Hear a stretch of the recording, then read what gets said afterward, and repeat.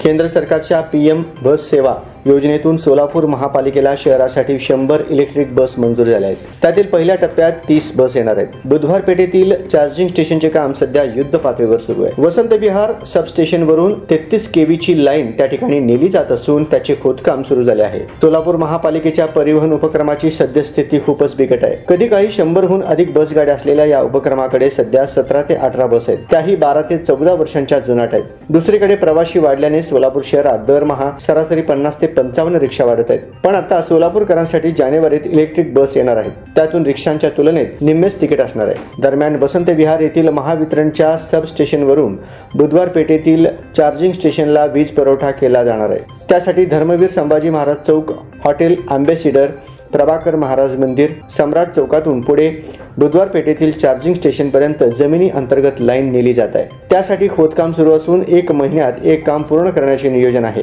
Charging स्टेशनच्या कामासाठी अंदाजित 9.5 कोटींचा खर्च अपेक्षित आहे। रस्त्यांवरील अतिक्रमण, अरुंद रस्ते, वाहनांची विशेषतः रिक्षांची वर्दळ, पार्किंगची असुविधा अशी सोलापूर शहरातील सद्यस्थिती आहे। या बाबींमुळे सोलापूर महापालिकेने केंद्र सरकारच्या योजनेतून मिळणाऱ्या 100 बस गाड्या 12 मीटर नको तर 9 मीटरच्याच द्याव्यात असे कळविले आहे। पहिल्या टप्प्यात 30 लाख आणि उर्वरित बस पुढील टप्प्यात मिळणार आहेत। शहरातील 22 तर ग्रामीणमधील 24 मार्गांवर या बस धावतील असेही नियोजन आहे।